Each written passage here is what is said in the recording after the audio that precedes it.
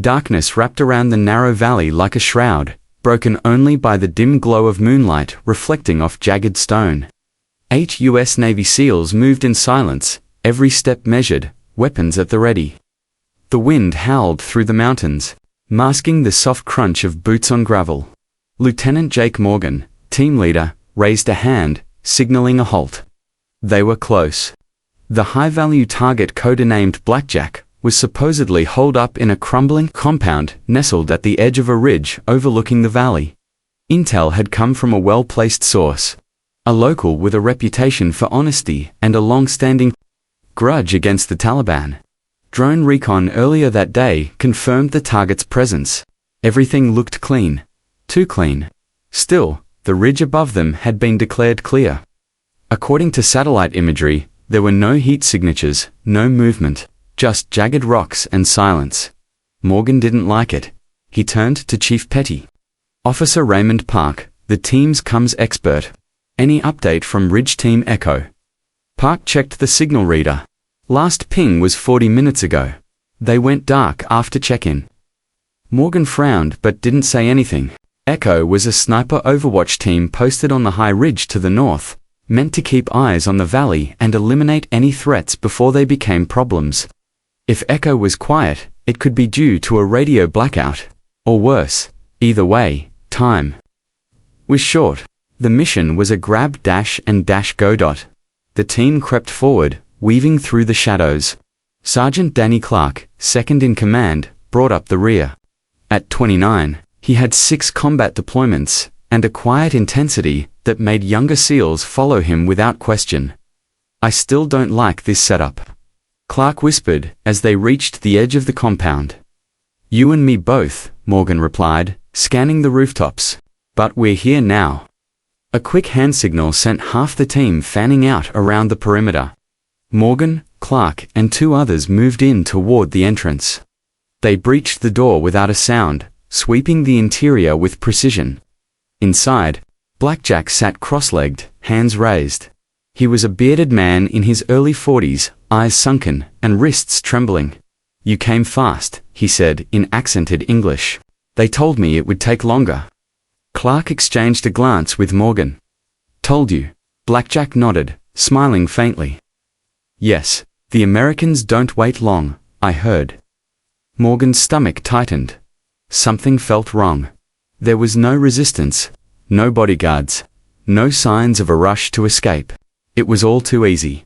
They zip-tied Blackjack's hands and searched him for weapons. Nothing. Park radioed in the capture and gave the coordinates for extraction. Then everything fell apart. A sudden crack tore through the silencer's single rifle.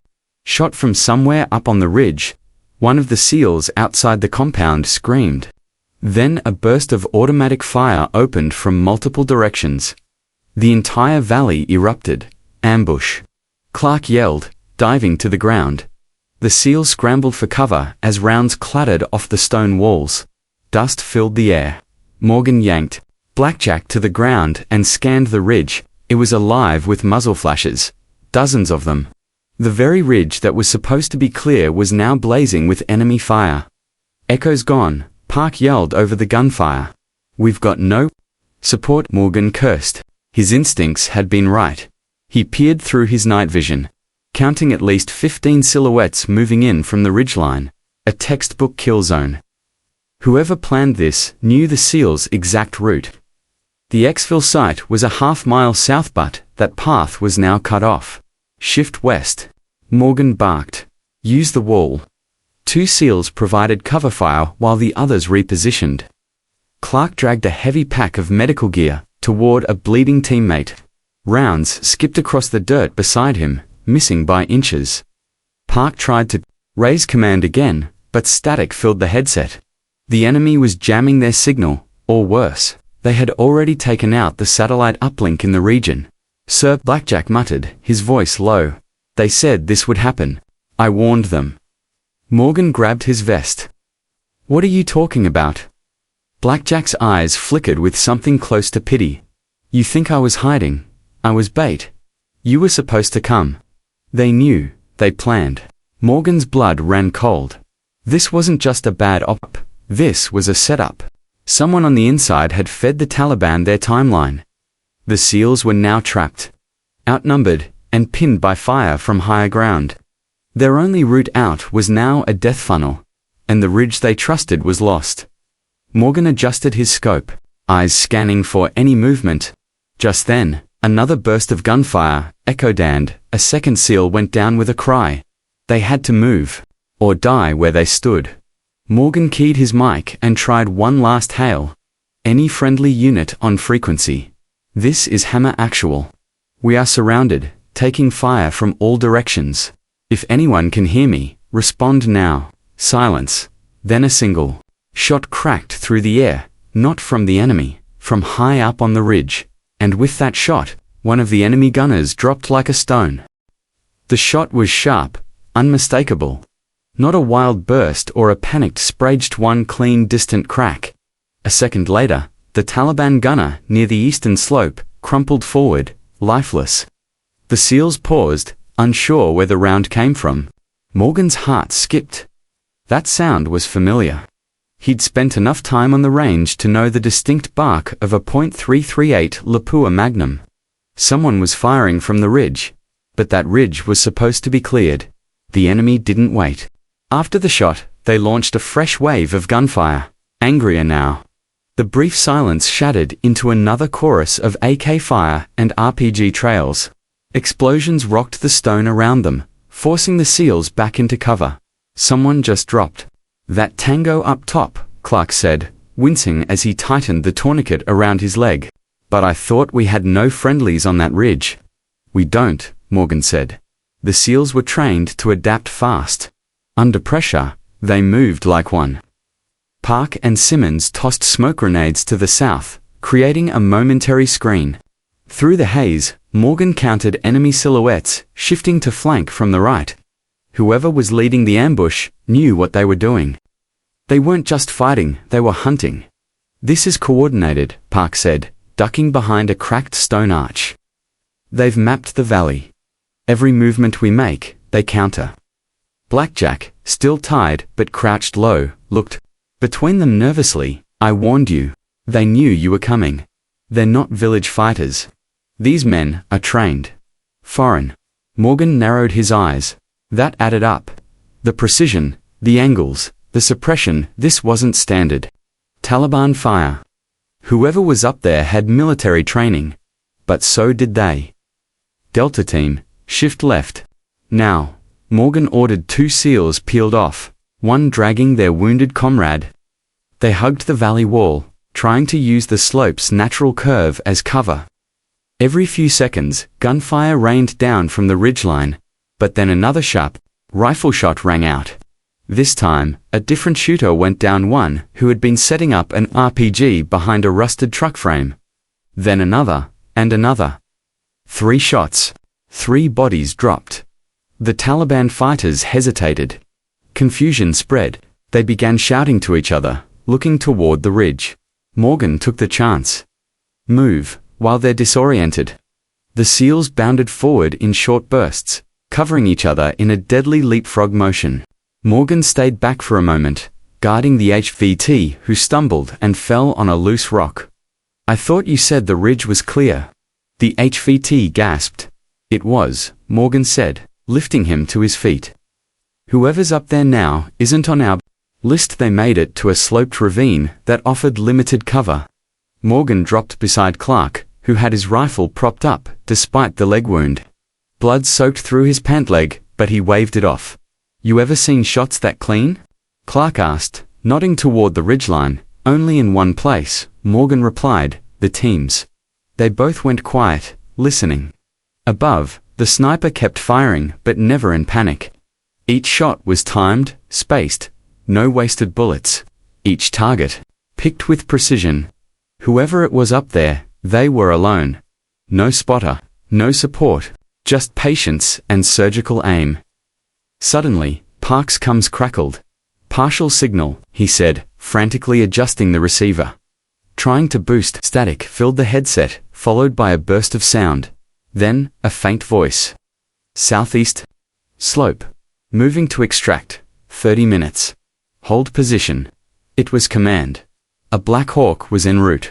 But 30 minutes might as well have been an hour in a gunfight like this. Morgan keyed the mic. This is Hammer Actual. We are surrounded, and down one. Ridge support has failed. Unidentified shooter providing cover. Request immediate drone recon, and Overwatch clarification. Static again. Then nothing. I don't think they're hearing us clearly, Park muttered. Morgan scanned the ridge once more. The muzzle flashes from the enemy had slowed.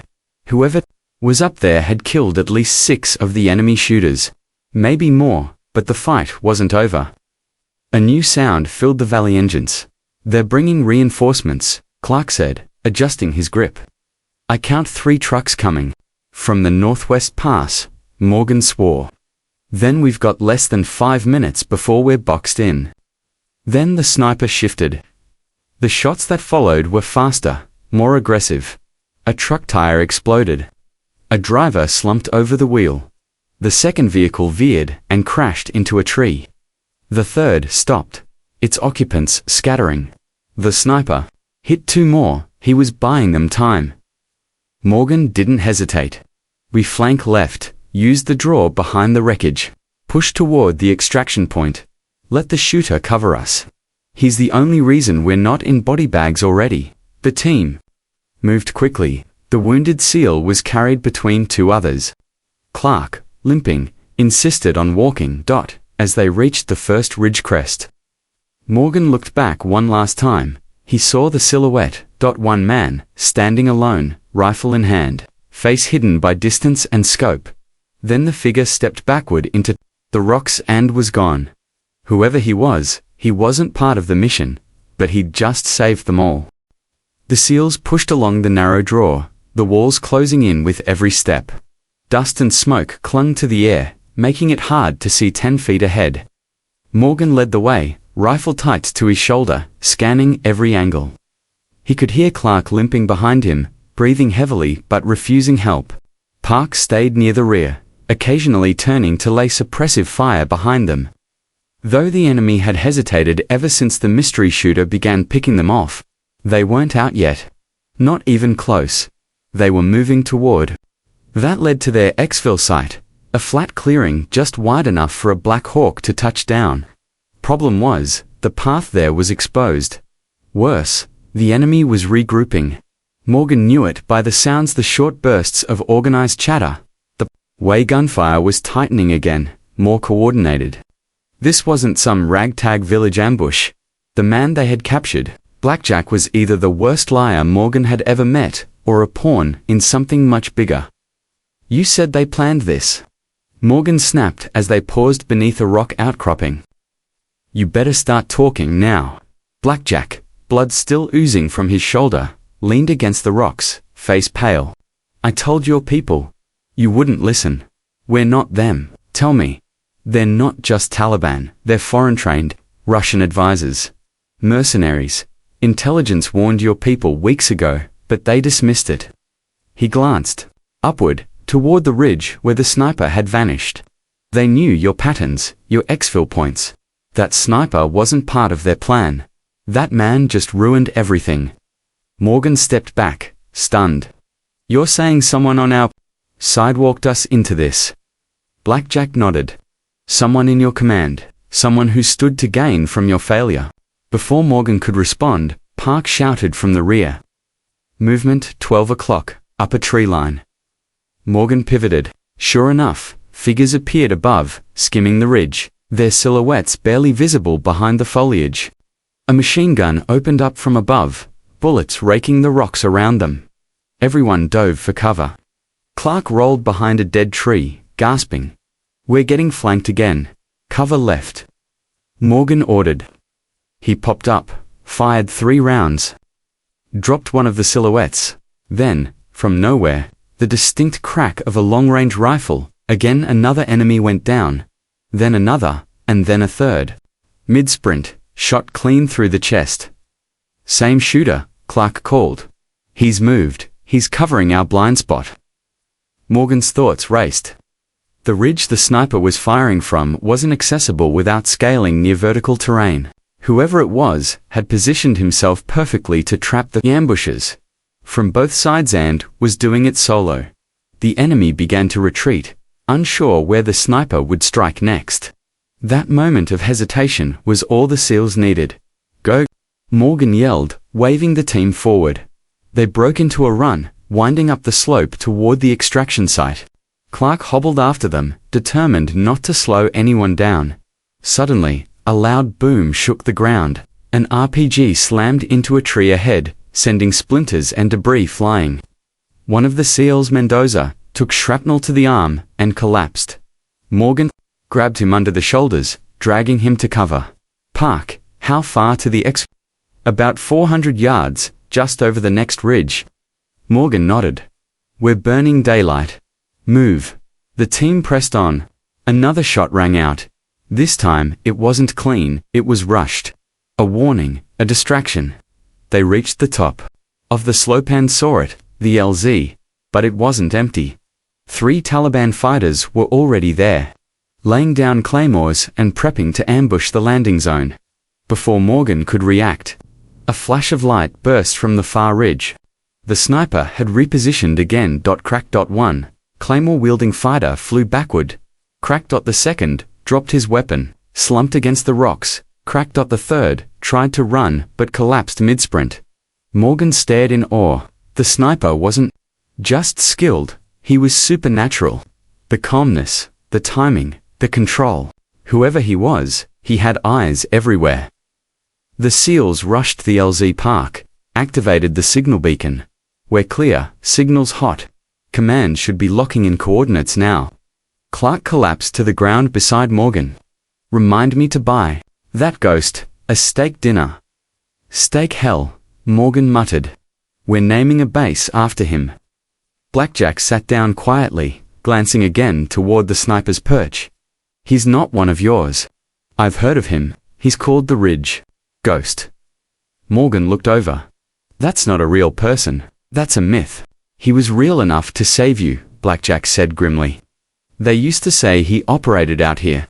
A man who walks the mountains, doesn't answer to anyone. Exiled, maybe. Forgotten, more likely." Morgan squinted at the far ridge. He could barely make out the shadow of a man standing still, rifle still shouldered. Then the figure turned, stepped backward, and disappeared behind the rocks again. Whoever he was, the SEALs owed him their lives. And Morgan wasn't going to rest until he found out who that man was. The Black Hawk thundered in low, its rotors whipping dust into a choking storm. The SEALs crouched, shielding their faces, weapons still up. Morgan scanned the tree line one last time. No movement, nothing stirred. Whatever threat remained had been scattered or killed by the man on the ridge, the ghost they owed everything to. The team loaded in fast. Clark, gritting through the pain, needed immediate surgery. Mendoza's arm was still bleeding, but stable. The HVT Blackjack sat handcuffed and silent, staring blankly at the dirt-covered floor as the chopper lifted off. Morgan looked out across the ridge once more. No sign of the shooter. Just rocks and shadows. Then, for a split second, a silhouette appeared, standing tall with a rifle across his chest. No wave, no signal, just a nod of acknowledgement. Then he was gone. Back at Bagram Airfield, the team was met by medical staff and intelligence officers. Morgan handed off the HVT, but refused. Debrief until his wounded men were treated. Afterward, he stormed into the operations tent. Park followed behind him, still covered in grit. "Where's the satellite recon from last night?" Morgan demanded. The intel chief looked up from a tablet, still processing. "Dust storms messed with the thermal optics. We lost Ridge Team. Echo, somewhere around 2200 hours. You lost them. You sent us in blind and told us that Ridge was clear." "It was clear," the analyst insisted. "There were no signatures until there were," Park cut in. Morgan leaned over the table, eyes burning. "Someone saved our lives up there. A sniper, lone, silent, deadly. He wasn't one of ours, could have been Allied Special Ops. No call signs, no comms, no friendly fire codes. He worked alone. He operated like a SEAL butt cleaner. More patient. He moved without detection across high terrain, took out at least a dozen enemies, and vanished without a trace. The analyst hesitated. "We've heard rumors." Morgan stiffened. "What kind of rumors?" The room went still. Then, quietly, the analyst pulled a file from a locked drawer. It was labeled, Booker, Red Status. Dismissed. Morgan flipped through the pages. His jaw tightened. Reed Booker, former SEAL sniper. Top marks in every assessment. 6 confirmed kills in a single mission. Known for disobeying a direct order to evacuate early, chose instead to stay behind and protect a trapped civilian convoy. He'd been reprimanded, then honorably discharged. But after that, he vanished. No contact, no reassignment, just gone. "You're telling me Booker is alive, and still operating?" The analyst nodded. "Unofficially, CIA recruited him after his discharge. He went rogue 2 years ago. Dropped all contact, but every so often, reports surface. Sniper support in hostile areas. Enemy fighters wiped out in places no one should be. Locals call him the Ridge Ghost." Morgan stepped back, stunned. He remembered hearing whispers about Booker. He was a legend in the community, respected by some, feared by others. No one ever said it outright, but many believed Booker had become something else. A guardian maybe? Or a man with nothing left but the fight. "So he's out there," Park said. "Watching. Choosing when to act." Morgan nodded slowly. "He saved us. Without him, we'd all be dead in that valley." Meanwhile, far from base, high above the valley's edge, Reed Booker cleaned his rifle. He sat beneath a small stone shelter he'd built himself over years. It wasn't much, just rocks stacked with purpose, facing 3 of the most dangerous passes in the region. He'd been here long enough to know when something didn't smell right, and this optit had stunk from the beginning. Booker had intercepted fragments of Taliban chatter using a salvaged radio array. They'd known about the SEAL team's insertion before the Blackhawks had even lifted off. That meant one thing, betrayal. And betrayal meant more blood. He hadn't planned to intervene, he never did. But when he saw the SEALs walk into a kill box, he couldn't just watch. Old instincts came back fast. Adjust for wind, gauge their advance, count their shooters, breathe. Each round was chosen carefully, fired with the same clarity that once earned him his nickname. He moved constantly, never giving away his position. He didn't need a spotter. His eyes were trained, his patience was infinite. Booker didn't do it for medals or ranks. He wasn't part of any team. He'd become something different. The mountains were his home. The fight was his truth. He protected those who stepped into the dark with honor. And when command failed them, he didn't. As the sun dipped over the jagged peaks, Booker scanned the valley through his scope. The SEALs were gone now, airlifted safely. But others would come. More ambushes, more lies. The corruption he had once seen creeping into his own chain of command had never left. Booker chambered a fresh round. His mind was clear. He wasn't finished. Not yet. It had been 2 days since the ambush. But the sounds still echoed in Morgan's mind, shouts, gunfire, and that single, impossible shot from the ridge. Not a miss. Not even close. One precise round, placed with surgical intent. The kind of shot that changed a battle. The kind that turned certain death into survival. Morgan stood alone at the edge of the airstrip, watching a supply plane taxi across the tarmac. Behind him, the base buzzed with activity, routine patrols, drone briefings, helicopter maintenance, but none of it registered. He couldn't focus.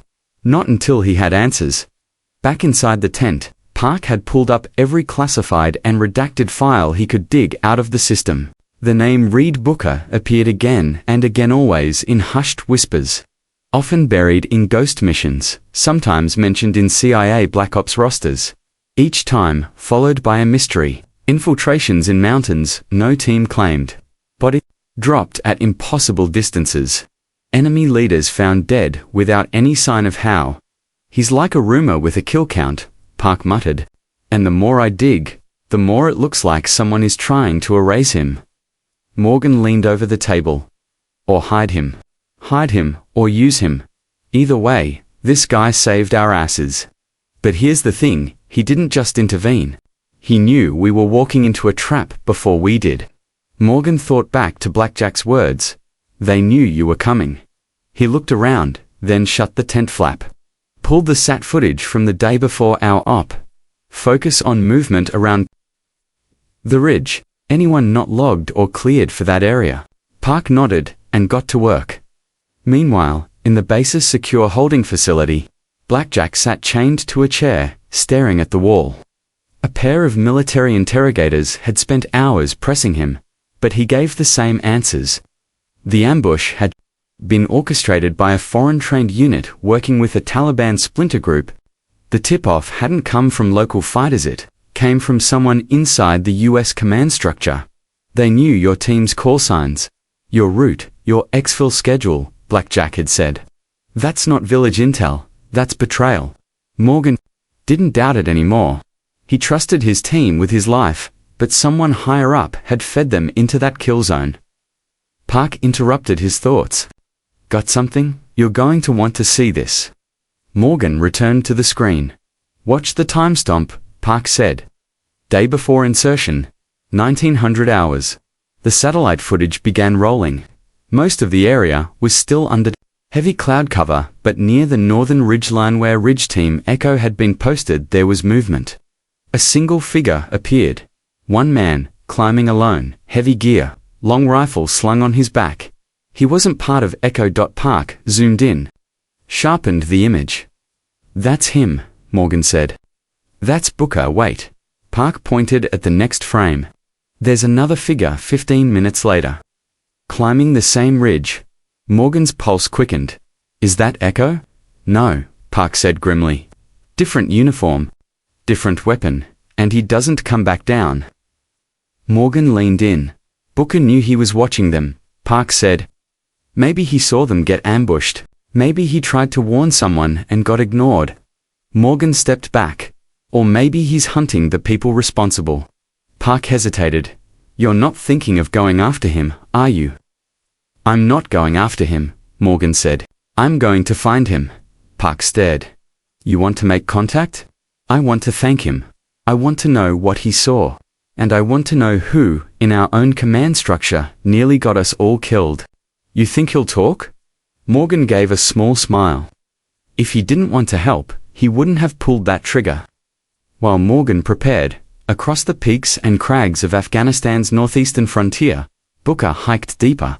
Into the wilderness, he traveled light. His rifle, a sat phone with no signal, one field journal, and a blood-stained pouch of bullets. He moved like part of the terrain, quiet, invisible, patient. From 1,000 yards out, he watched a Taliban convoy rumble through the hills below. They weren't local. Their formations were tighter. Their eyes sharper. Russian-built trucks, American weapons. Booker whispered into a small recorder, cataloging everything. He hadn't trusted command in years. Not after what happened in Marja. He'd seen what betrayal looked like. He'd seen good men die because someone behind a desk wanted to play politics with soldiers' lives. He'd stopped asking permission after that. Now, he took missions that weren't assigned.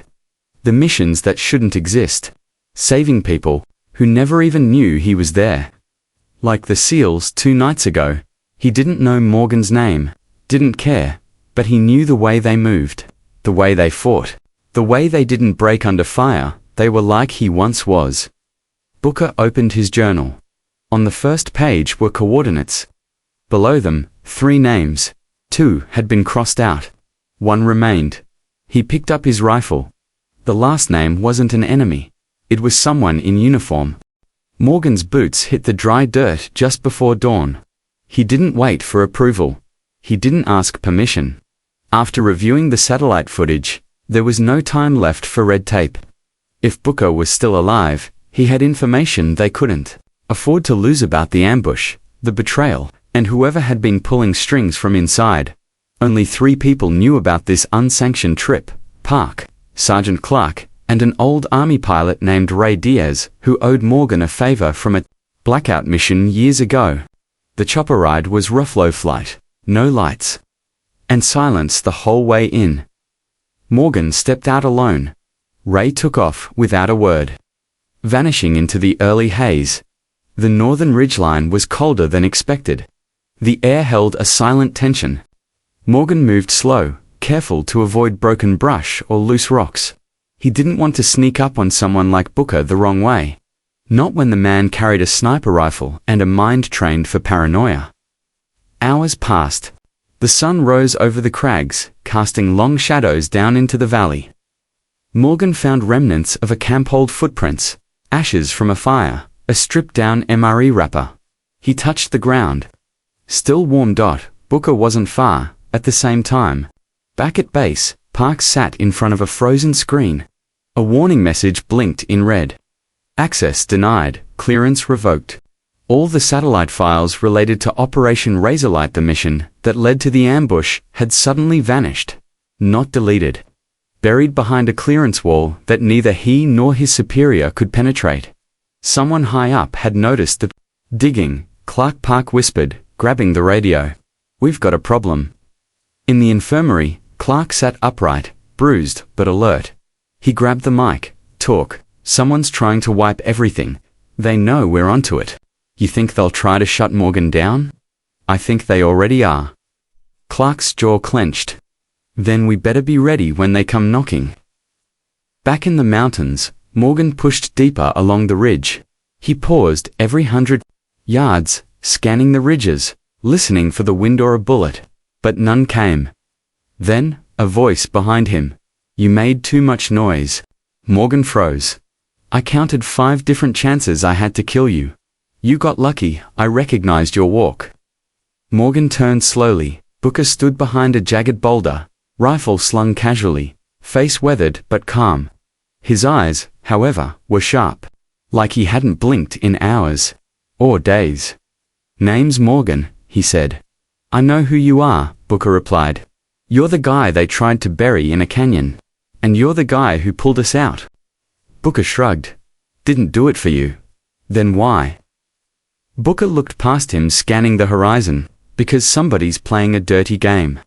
And the last time I let that happen, 6 of my brothers died in a house that was never supposed to be there. After that, I stopped trusting people with clean uniforms and polished boots." Morgan nodded. "I've seen enough now to believe you." Booker reached into his pack, pulled out a battered notebook, and handed it over. "Names, coordinates, convoys that don't exist on any record. You'll find one familiar name." Morgan flipped through it, stopped at the 3rd page. "Colonel Davis." He couldn't believe it. "Davis oversaw our mission brief," Morgan said. "He called the valley safe. He promised Echo Team had cleared the ridge, and Echo never made it," Booker said. "They were intercepted the night before. Your team landed. Buried in that ridge. I watched the whole thing through my scope. I tried to warn base. They cut my signal. That's when I knew." "Knew what?" "That someone in uniform wants you and your intel dead." Morgan clenched the notebook. This is treason." "No," Booker said quietly. "It's profit." Morgan looked up. "Black sites," Booker continued.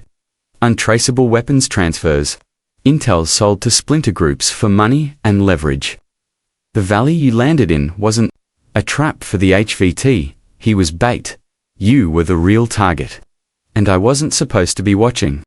Morgan exhaled hard. "I can't go back to base with this," he said. "You won't have to," Booker replied. "We're not going back. We're going forward." "Where?" "There's one more name. One more place." Booker pulled a burner phone from his coat and tossed it to Morgan. "When it rings, we move. Until then, we wait. You're not the only one they're coming after." Morgan turned to look down the ridge.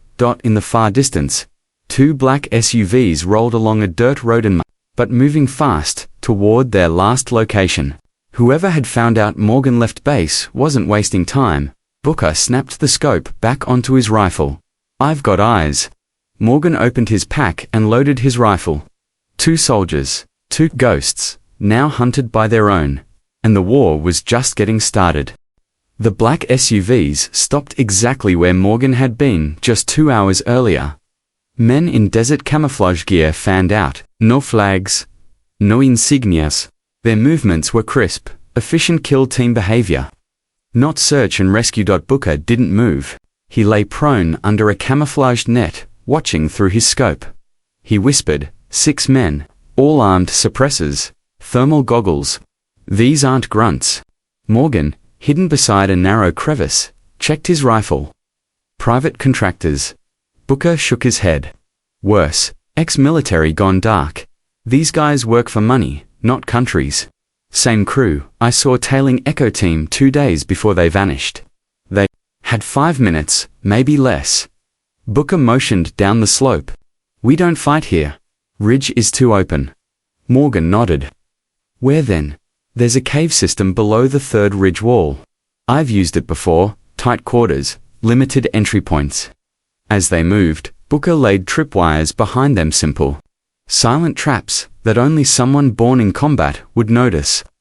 They crossed jagged rock, slipped through thorny brush, and finally ducked into a narrow mouth of earth that vanished into darkness. Inside, the air was cold and stale. The passage twisted, dipped, and rose again. Eventually, they reached a small inner chamber. Booker lit a red-lensed lantern. I've got rations, water, comes scrambler, and a wired exit, he said. We hold here until the phone rings. Morgan sat, his chest rising with the weight of what they now knew. If Colonel Davis sent that team, it means he's hiding something big. He's not working alone, Booker replied. Davis doesn't have that kind of reach. But he has access. Enough to scrub files, redirect drone paths, and make people disappear. Back at Bagram Park was running out of time. The surveillance logs were locked. The field reports were gone. The only thing left was a backup disk Clark had taken after the last briefing. It was encrypted, buried in a field kit no one had touched. Clark rolled his wheelchair into the briefing room, nodding to Park. Let's open it. Inside the files, they found a series of deleted mission authorizations. One stood out. Operation Black Vulture. It listed coordinates matching the valley Morgan's team had nearly died in. But instead of listing an HVT target, it listed an asset recovery. That wasn't a capture mission, Park muttered. It was a cleanup job. What kind of asset were they recovering? Clark asked. Park pulled up a redacted paragraph and ran a reverse decode.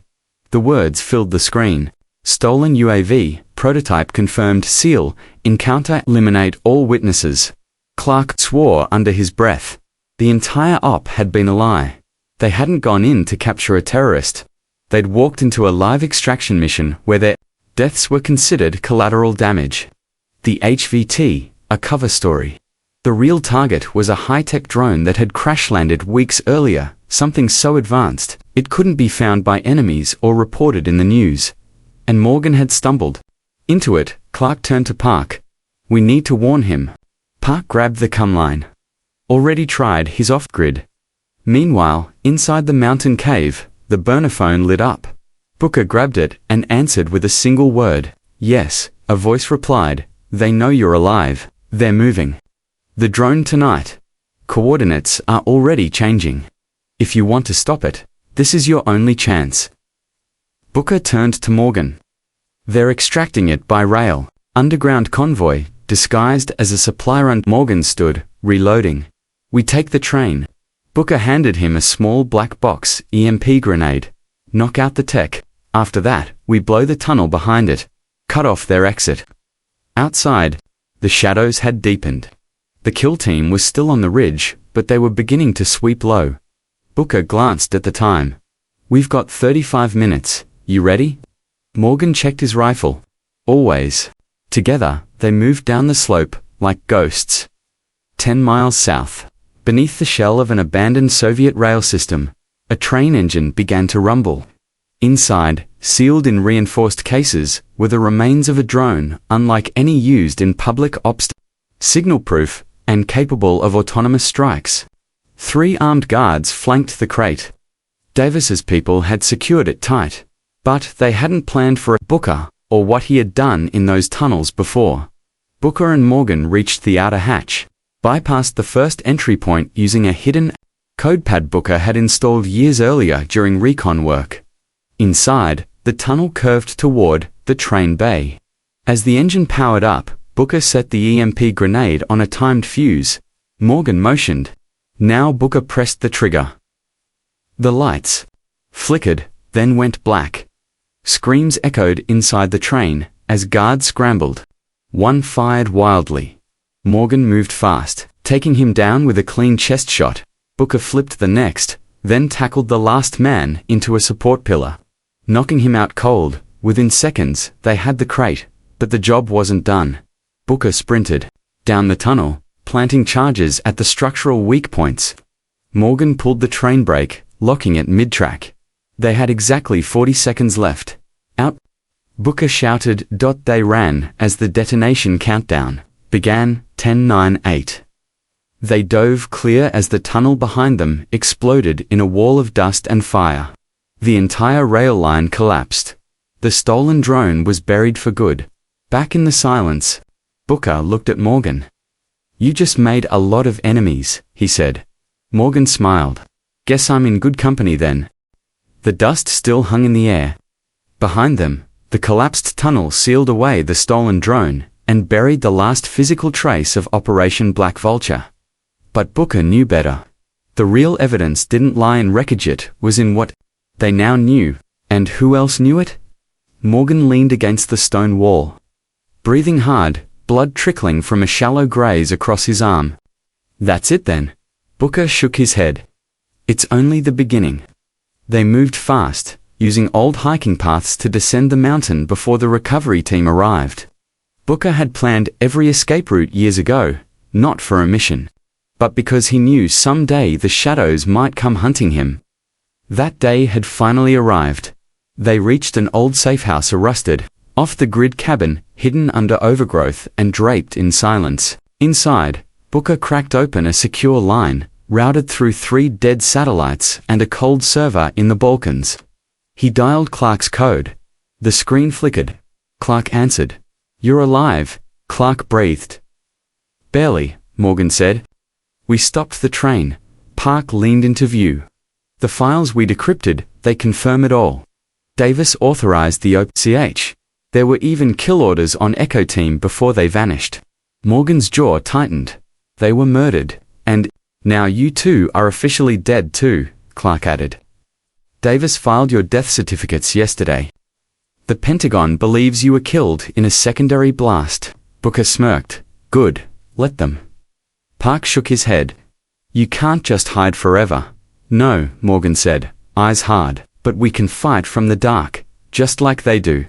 They spent the next 4 days in silence, coordinating drops, moving intel through encrypted chains, and sending evidence to a small circle of trusted operatives, former SEALs, whistleblowers, journalists who knew how to disappear. Bit by bit, the truth began to leak. Anonymous messages hit military forums.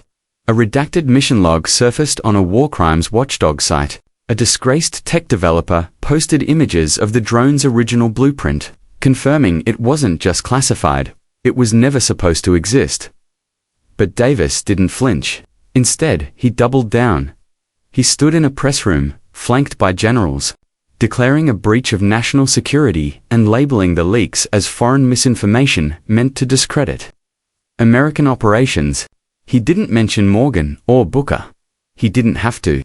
Their faces were already buried under the weight of silence. Inside a hangar in Nevada, Davis met with 2 men in suits, CIA brass with no names on their badges. "If that drone was found intact," one said, "you understand what that would mean." Davis nodded. "Which is why I made sure it wasn't." "What about the shooter?" Davis's voice tightened. "They're ghosts, but ghosts can be hunted." That night, a private Black Ops team was dispatched. Their orders were simple: eliminate Booker and Morgan, recover or destroy all remaining data. But the shadows had underestimated the men they chased. In the Afghan mountains, Morgan sat by a radio, listening to encrypted chatter. "They're coming," he said. Booker checked his gear. "Let them." Just before dawn, the kill team arrived. 8 men in tactical gear, night vision, suppressed rifles. They spread in formation, silently surrounding the cabin. Booker and Morgan waited inside, calm as statues. The traps were already set. Pressure mines under the floorboards, claymores disguised beneath loose rocks. A fallback tunnel that led to a ridge they had already scouted. The first kill team member stepped onto the porch. A soft click, a blinding flash, chaos exploded. Gunfire tore through the cabin walls. But Booker and Morgan had already slipped out the back, circling wide to the ridge above. From there, they had the perfect angle. Booker lined up his shot. The sniper's breath slowed. Through the scope, he saw the last Mantha team leader coordinating fire. Standing just inside the clearing, Booker exhaled. Then, one final shot rang out. The man dropped before he hit the ground. The rest of the team scattered. 2 men wounded, 1 missing. The ridge went silent again. It was over. For now, back at the safe house, Morgan sat down, blood on his sleeves, dust in his lungs, and fire in his eyes. You think that's it? Booker stared out the window. No. But we bought time. Later, that night, Clark received a message. From Ridgewalkers Abecht, inside the wire, we're never supposed to live, but now we do, and we remember everything. He knew it was from Morgan that message spread. In the weeks that followed, more SEALs came forward. Echo Team's last known coms were decrypted and published. A major defense contractor was subpoenaed. Davis resigned quietly, citing health concerns, though no one believed it. But Morgan and Booker, they disappeared into legend, some say. They live in the hills, guarding the secrets no one once revealed. Others claim they now work to expose corruption from the inside silent protectors of the very country that tried to bury them. But is certain is this: when that final shot rang out on the ridge they thought was clear, it wasn't just an enemy who fell, it was a warning, a reckoning, and the beginning of a war fought not for medals or flags, but for truth.